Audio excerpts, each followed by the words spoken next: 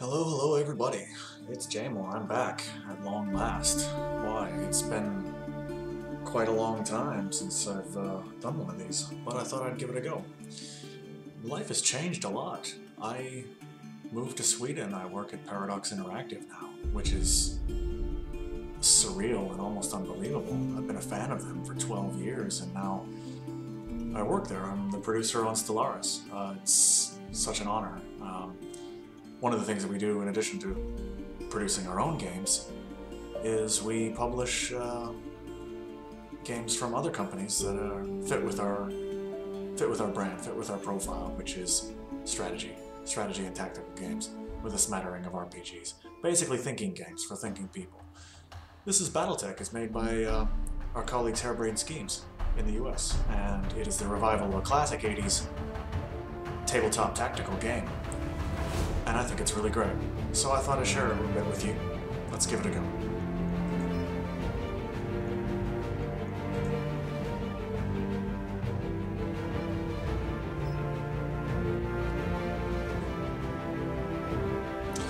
Okay, so I'm going to do Flashpoint, which is separate from the story mode. It's more open world, free-form experience where you basically just run around doing missions as a independent mercenary. So I'm going to click off Iron Man mode because a degree of save scumming may be involved. This game is sometimes punishing and unforgiving, and I don't want to show you just how terrible I am sometimes. But I've got some experience in the game, a couple hundred hours, and I should do okay. Let's just check the other parameters here. I think this looks fine. Let's give it a go.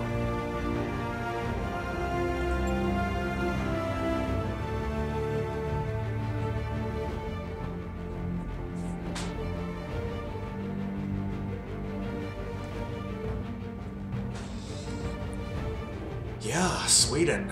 Wow, it's quite a place. I'm very glad I came here. The quality of life is excellent. People are smart and well educated, and it's a very civilized and lovely place. Clean, orderly, society is highly functional. And Paradox is awesome. The culture is very open and creative and just zany, really. It's the weirdest company I've ever worked for, and I say that in the best possible way. My colleagues are incredible, and it's every day's an adventure. On Stellaris, we just put out the Megacorp expansion, which is the third major expansion for the game, as we go into as we finish up our wow, coming up on 3 years since release, wow.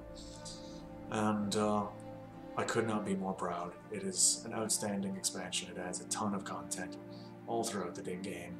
Allows whole new playstyles in that classic Paradox way, where it's very open-ended. You don't have a clear and predefined win condition or anything like that. You're not I mean, you can pursue things, but in general, it's you choose your own objectives, and we give you an endless variety of tools to play with and have a different experience each time. That's why people play our games for hundreds of years and hundreds of years. I hope maybe one day, hundreds of hours, and they keep coming back to it, and gives us a reason to keep making new content. We have a very unique business model. We have a super long tail of support, where as long as people are still interested in the game and we still have good ideas, we'll keep making things. And so far, we've been very successful.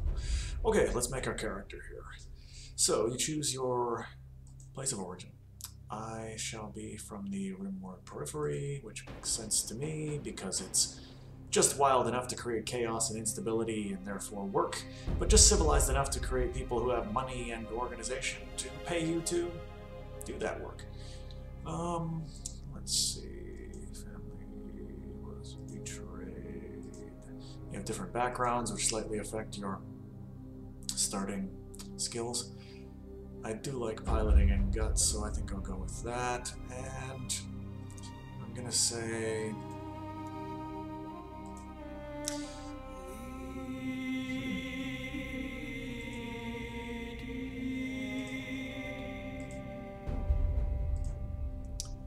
Merchant Guard piloting. Yeah. Let's edit our appearance a touch.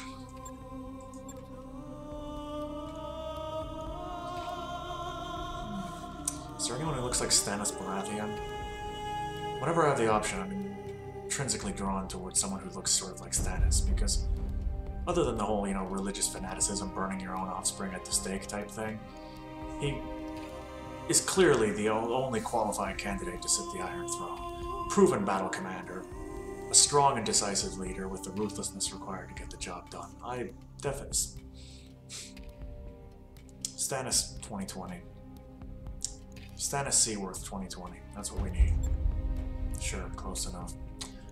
And I'm never good at making up names. What the hell kind of call sign is that? Interesting.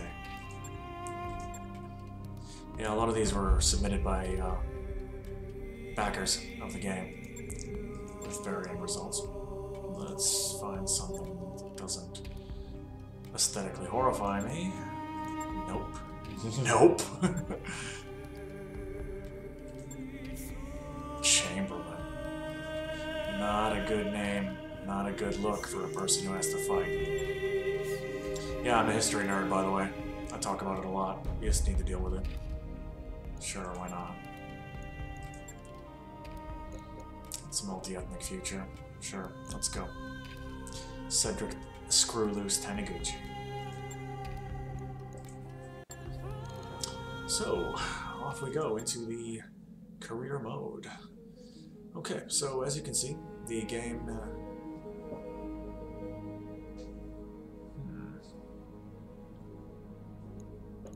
Let's check the settings here. It seems very pixelated for some reason.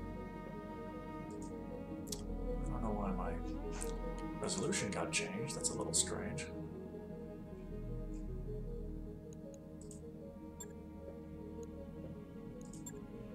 That's better. Okay, so let's just quickly go through it. This is the Argo. It's your ship. You use it to fly around, maintain and upgrade your mechs, and find work. Let's have a look at the various sections here. So, there's the command center. Quite a step up from the Leopard, isn't it? I've got to hand it to Dr. Murad. This Argo is a hell of a ship. Where you take contracts for work. I'll come back here. The barracks, where you keep and level up your mech warriors, who are the pilots of your mechs. Let's see who I have on the roster to start with. Commander? Owl, who's a straight 3 across the board, and has a...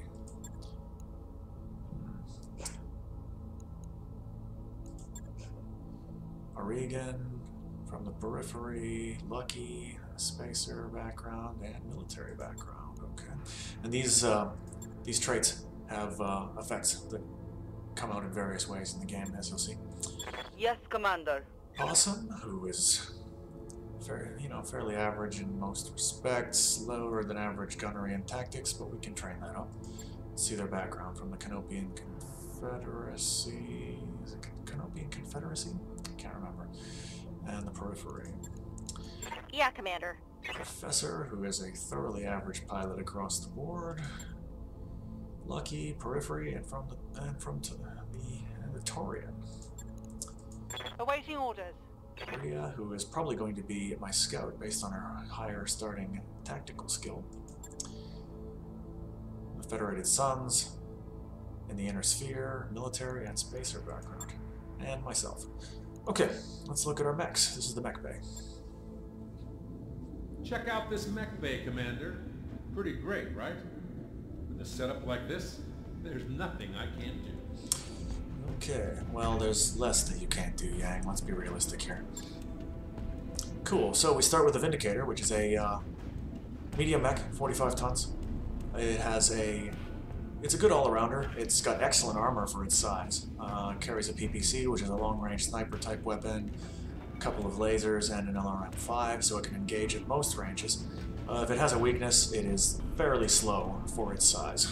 But it is the heaviest mech I've got right now, so it'll perform the role of my tank and damage sink in the early game. Here's the Jenner, which is a pretty classic glass cannon, 35-tonner. Very light armor, but extremely well armed for its size and extremely fast. It's good for getting flanking and rear attacks in, and tends to run very hot, so heat is a thing you have to manage in this game. Jenner can do a couple of alpha strikes with all of its weapons, but then it is very close to overheating, so you have to be tactical in your use. Commando 1B, a light 25-tonner, which carries a large laser and a medium laser and an SRM-2, so it has an unusually large main weapon for a mech of its size. It's quite light, not super fast, and not non-jumping capability, so it's kind of a specialist. The Spider, which is a 30-ton mech with incredible speed, awesome mobility with its huge number of jump jets, but very lightly armed and armored. It's primarily a scout. Well, it's basically 100% a scout. And the Panther, which is one of the heavier light mechs. It has a PPC and an SRM-4, so it's mostly a sniper, but it does have an exceptional melee ability for a mech of its size, so it can defend itself in a pinch in close quarters. And there's engineering. Welcome to engineering, Commander. Happy to be here. Okay, so this is where you can upgrade the ship itself, which gives a variety of effects that buff your whole company. One of the things I'd like to do quickly is get repair upgrades going. So I'm going to buy this repair scaffolding. Gives you +2 tech points. That speeds up repairs and upgrades to your mechs, and that's time is money as a mech warrior mercenary commander, because you have to pay your troops and maintenance for your ship and mechs every month, whether they're fighting or not. Having downtime with mechs that are damaged and can't be deployed costs you money. So I want to get this repair upgrade going as soon as possible. All right, I'll get the team on it right away. Okay, there's navigation, which is where you can fly around the map and look for work, but I'm currently going to see what missions are available in my starting system. Man, Mech Warrior. Such a classic franchise. It started in the 1980s. It's only slightly younger than me. Okay, so the difficulty of missions is indicated by the skulls. So we've got a couple of half skulls and a couple of full skulls. I'm going to start with one of the half skulls here just to try out my mechs and mech warriors, get a little bit of experience before we try something more difficult, because wounded mech warriors can't be deployed until they heal, and damaged mechs need to be repaired. Destroyed mechs are gone forever. Actually not with this difficulty setting, but they can be in other settings and in higher difficulties. So here we are. This is a straight up battle. This one is a convoy ambush. And this one is an escort. So I'm going to take the straight up battle one just so I can get you into the game as soon as possible and show you the primary battle mechanics. So let's have a look here. This is where you negotiate the terms of the contract. You can have a balanced split between salvage and money. You can weight it more heavily for money and accept a loss of salvage, or you can do the reverse. I'm going to say that in the early game, because I'm fairly poor, but I also have almost no inventory of items with which to repair my mechs and build new ones, I should go for balance. Okay, here's where you deploy the mechs and mech warriors you want to send on the mission. So I'm going to definitely take my Vindicator, it's my heaviest one, and I will put my main character in it. I will need a fast and mobile scout, so I will take the Spider, and I will put the one with my highest tactical skill in, which affects their sensor-related abilities. I will want long-range fire support, so I'll take the Panther. At this point, it probably doesn't matter too much. I'll take Possum, sure. And I'm gonna say it's Badlands. The Badlands biome is wide open spaces, tends to have longer engagement ranges, and it's hot, so it reduces heat dissipation, which means although the Jenner is the more powerful mech, faster, more well-armed, I'm going to take the Commando simply because it has better heat management and longer effective range with its main weapon. Taking the right mech for the job is a really big part of this game, and later on in the game, when you have more mechs to choose from, you try to build up a varied roster to deal with different tactical situations. Okay, I think we're ready to go. Let's give it a shot.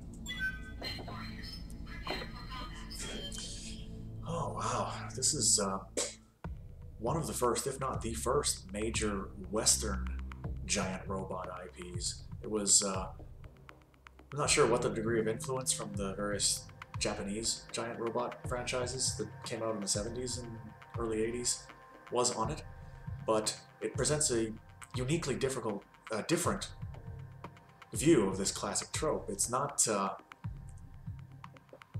much based on like highly agile, very theatrical anime type robots. It's much more of a Western view where the robots are more like walking tanks. They're quite heavy and lumbering, and they have a real weight to them when they move. There's a sense of like just gravity and just crushing power from them.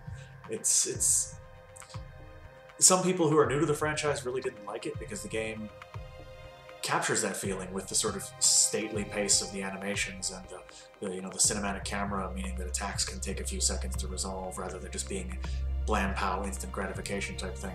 But if you're familiar with the IP, it really does fit. It really does ring true to the source material, which makes sense because the original creators are involved. Jordan Wiseman, who I met actually. Jordan Wiseman and Mitch Gittleman. I met them last year at PDXCon in Stockholm, and they're very cool guys. Okay, so this is a straightforward pirate attack mission. Good spot to work on a tan. Against pirates. Cool. Alright, so let's have a look around at the map. It's turn-based, so you're not under time pressure to make snappy decisions, which I like, because I play games to relax, and I like to play games to feel smart. I don't need to test my reflexes. I'm 39 years old. I'm past that. So this is the spot where it's expected we will make contact with the enemy.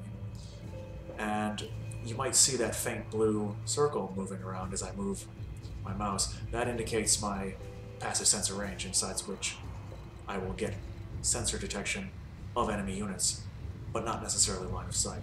Line of sight is massively important in this game. If you have indirect fire weapons and a spotter, you can beat up the enemy with them without them ever retaliating. Likewise, they can do the same to you. Using terrain effectively and not just running up straight up the middle is the way to win this game with minimal losses. So I'm going to get forward with my scout, see if I can get sensor data on them, find out what I'm up against. And my heavier mechs will head in behind them at best speed until we make contact. On the move. Affirmative. So as you can see, there's trees, there's rocks, there's all sorts of terrain, which also has varying effects on the battle. One thing I definitely don't want to do is get my light scout mech so far forward that he becomes isolated and can then be engaged in detail by the entire enemy lance. So I'm going to start moving a little bit more cautiously now, trying to pop from cover to cover where possible, and just get into range where we can figure out who they are and make a plan to engage them. Okay, so we've made contact. So that's a mech, and that is a vehicle. As you can see, they're both just silhouettes. We have sensor data which indicates their location, but because we don't have line of sight, Okay. we don't know any more than that. So once you make contact, it goes into the turn-based mode with phases. Phases is a very unique, We've got an unknown on sensors. very unique feature of this game, where the lighter mechs go first in the round, and that gives them a flexibility where otherwise it would just be the mechs that have more guns and armor that would totally dominate the game, and it would be a highly linear, very straightforward type thing. So what I'm going to do is get my scout out of the open, into cover, and take a quick shot at this one that I've spotted here. But I'm not going to run the full distance, even though it would give me more evasion. So you would gain evasion based on the distance moved, because as you can see, those two red lines indicate line of fire. If I can shoot at them, they can shoot back at me. I'm just going to run up right to the edge of this one and hope that the forest will obscure me from line of sight of this guy, so I take less return fire. Minimizing your troops' exposure to fire, especially your vulnerable lighter mechs, is key in this game. It's absolutely crucial. Okay, so as you can see, this is a Locust 1M. It is a super light mech, only 20 tons, extremely fast. You can see that it has 4 ticks of evasion here based on its moved speed. A system this game uses is evasion is every time you fire at an enemy, regardless of whether you hit or miss, you knock a tick of evasion off. So concentrating your fire on a single target, removing its evasion bonuses, and then landing a decisive blow with your heaviest mech at the end of your round to really score a deadly hit is the way to put them down quickly and minimize the return fire. Okay, let's get going. So the Spider only has 2 medium lasers. It's quite light. As you can see, they only have a 15% hit chance each, but I gotta start chipping that evasion away in order to knock this Locust out. Firing all weapons. Yeah, missed with both shots. Not a big deal, but I did take off one of the ticks of evasion, and I will continue to do that, try to get this guy out of there. Locusts are extremely light. They're really more of a harasser mech than anything, but in large numbers they can be dangerous. And also they can act as a spotter for indirect fire and cause you problems by knocking off your evasion, even if they don't do you much direct damage. Commander? Okay, so I'm going to move my commando up next. Be in a position to get into cover next turn. Let him have it with the large laser. Forgive me, folks, it seems like when I launched the detail settings has gone down since my last launch. It seems fuzzy and pixelated. So for my next video, I'll have this checked out. I will make sure that you can see this game at its best. Okay, so I am going to actually forego firing with my medium laser here to reduce the amount of heat I build up and be able to fire all of it later on with a higher chance to hit. Copy that.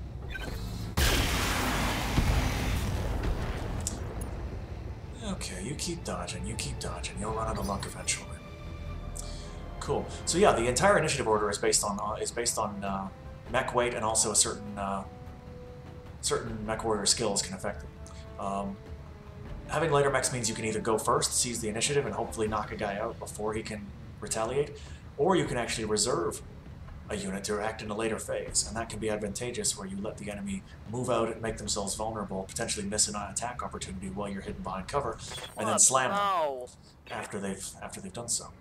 Okay, so the Panther is, as you can see, quite slow, but it has a long effective range with its PPC, and I have a reasonable chance of hitting now. Well, 25%, not so bad. Engaging. Locust, you keep dodging. Your luck won't last forever. I'm gonna get you. Cool. Okay, and now the medium mechs go in initiative phase 3. So, let's see. I'm gonna move up to here. Try to get within effective range of most of my weapons. Engaging target. Boom! Scored a hit, finally, and destroyed the left leg, causing a knockdown. Okay. So Locusts are hard to hit, but if you do hit them, they don't last long. And now he's knocked down, he'll be a lot easier to hit in the next round. Okay, so that vehicle is moving around the hill, trying to flank me. I now have an interesting decision. I should probably try to take this Locust out while he's down before he can get up and start accruing evasion again. The Spider's the closest, but what I want to do is get my other mechs that are still in the open Awaiting orders. into cover so they can take a damage reduction from any return fire they receive. So I'm going to actually activate Owl in the commando first. On my way. Let's turn that medium laser back on now that it has a good chance to hit. Okay, we picked up another sensor pip on the other side of the hill. Okay, so let's shoot this guy while he's down. Another advantage of knocking them down is you can do a called shot for free. Normally you have to spend morale to do that, which is this bar here, which ticks up slowly each turn. I want to let that keep going, because once it's over 50%, it gives a flat +1 to all attacks. You want to spend it sparingly. I'm going to aim for the center torso, because it's already quite heavily damaged. I might be able to kill him right here. Affirmative. And down he goes. Tango down. So as long as you have friendly and enemy units with the same activated in the same initiative phase, you'll alternate them and you. And so choosing the order in which you activate your mechs, either to seize opportunities or get threatened units out of danger, is a key part of playing this game well. Okay, I think it's now time to... What I'm going to do is I'm actually going to try and actually press forward so this vehicle wastes another turn without direct line of sight on me, and I'm able to keep it out of the fight for longer. So I'm going to rush forward with the spider, try to cut the angle off, or increase the angle he has to get around to be able to fire effectively. Okay, his locust is in a mineral field, which reduces my chance to hit, but he also moved quite slowly last round, so I have a good, fair chance. Let's give it a shot. Bum. Well done. Here we go. Okay, got an LRM ammo explosion. Hello, and I guess this. Whew. If you destroy a vehicle's armor on that location, you can then start doing structure damage, which has a chance of causing criticals. And I hit center torso, defeated the armor, caused an LRM ammo explosion, which destroyed the entire location. And when you destroy the center torso, it destroys the mech. So that was a one-shot kill. Nice. Okay. Now I'm actually not in a position to fire with the Panther at all. Unless, let's see with the jump jets. Maybe if I get up here? No. Okay, so this is a case where it's actually tactically advantageous to wait. Let the enemies move, hopefully into a position where you can shoot them and not waste your turn. So I'm going to do just that. I will delay to the next activation phase. Sure. Just forget about me. See if a target presents itself. I'd never forget about you, Possum. Okay, so they move forward a little bit. I'm here. But not enough on that side, so I'm going to let the other vehicle go. I'm going to actually reserve it. Or let me check my main pilot. No, he doesn't have an angle either. Okay, I'm going to reserve again to the second from last activation phase. Playing this game skillfully is all about using the tools the game gives you. It's highly tactical. Resisting the urge to just slam the throttle down and shoot at the first thing you see is the difference between a highly average player and a good one in this game. So the vehicle did move. It only had direct fire weapons and no line of sight on me, so it couldn't shoot. And so by reserving, I avoided taking any damage, and now I have the opportunity to attack it with impunity after it's already used its move for the round. I like attacking with impunity. So this is a striker, basically a light missile carrier. Take that guy out. Engaging target. Thanks for your service. Enemy unit destroyed. Cool. What Okay. now? And Possum, there's only one left. Possum does not have an angle at all, so what I'm going to do is just sprint, get into cover, be in a good position to attack next turn. Going as fast as I can.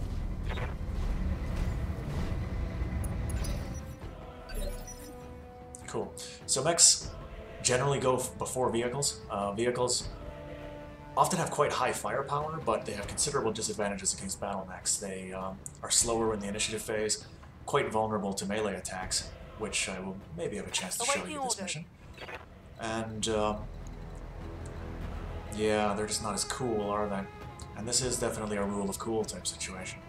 As a real-world military, as a big nerd for real-world military stuff, I can tell you that as cool as walking giant robots are, they're not probably ever going to be really practical, except maybe in some highly alien environments off the Earth itself. Biggest problems are that many moving parts. You'd need a helicopter-type amount of maintenance to keep them running. And for a ground combat vehicle, needing 40 or 80 man-hours per hour of operation of maintenance is not ideal. You need to be able to fight for days without access to base facilities when you're fighting on the ground. Also, ground pressure. Ground pressure would be a major problem. If you're a 55-ton tank, you can move on anything that is a little bit harder than like soft mud in most cases, because the length of your tracks Yes, is Commander. the weight of your vehicle is spread out entirely across the entire surface area of your tracks. If you had the same vehicle be 55 tons and bipedal, standing only on 2 stock-like legs, Hey, you would be much more in danger of bogging down, sinking into the terrain, not being able to move. Okay, I don't have an angle again, so I'm going to let this guy move. wait. Sure, why not? I'm going to take a shot here. Oh, blew the leg off with 1 shot. Oh, man, that was poor luck. I'm hit, Commander. Okay, I was counting on the evasion and to avoid that, but there wasn't really much I could have done about it because none of my troops were in a position to hit that guy before he moved up. Well, now he's going to be gone, but Advancing. blew the left leg off my spider. Oh, one round. God damn. That's the disadvantage of light mechs, guys. It's you really got to be cautious with them. You can't just stand in the open and trade.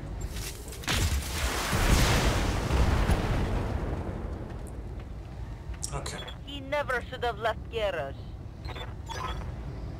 Job's done. Mission successful.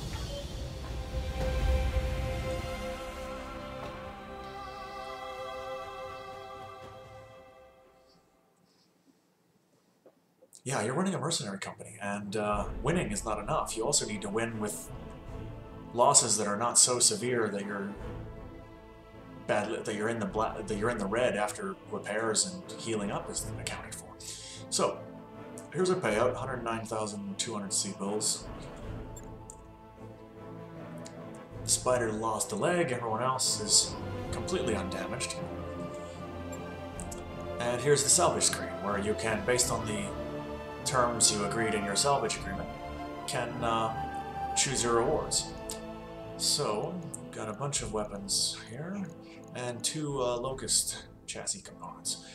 Because I chose 1/6 salvage, which means I get 1 that I can choose and 5 randoms rather. I'm going to take the Locust chassis. If you get 3 parts of a chassis, you actually get the mech, and you can diversify your troops in that way. Okay, so I got the other Locust component, luckily, AC-5, which is a medium autocannon, LRM-5, which is a long-range missile launcher, machine gun, and some LRM ammo. Okay.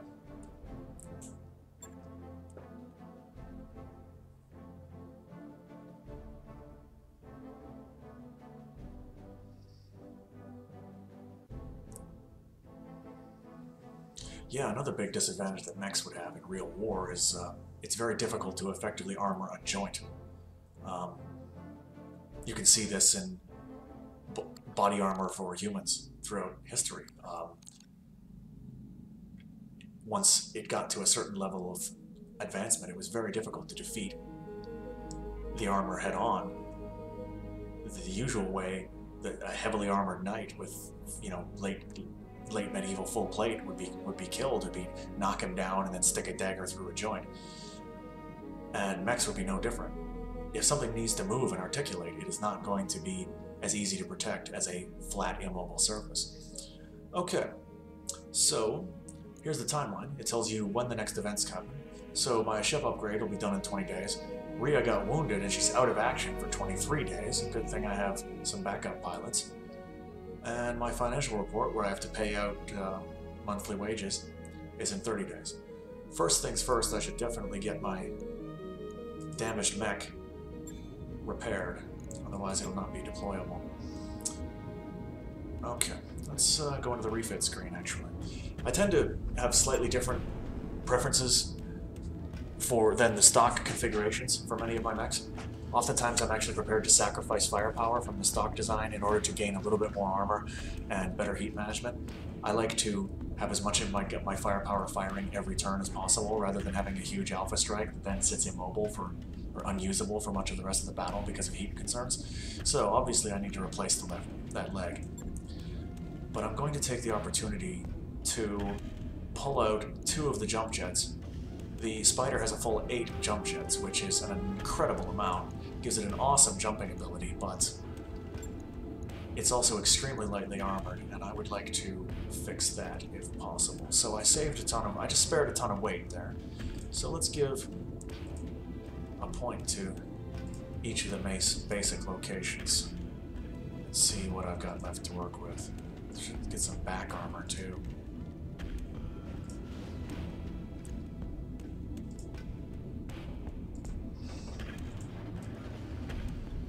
Should probably max out my head armor, because a single hit there can be bad news.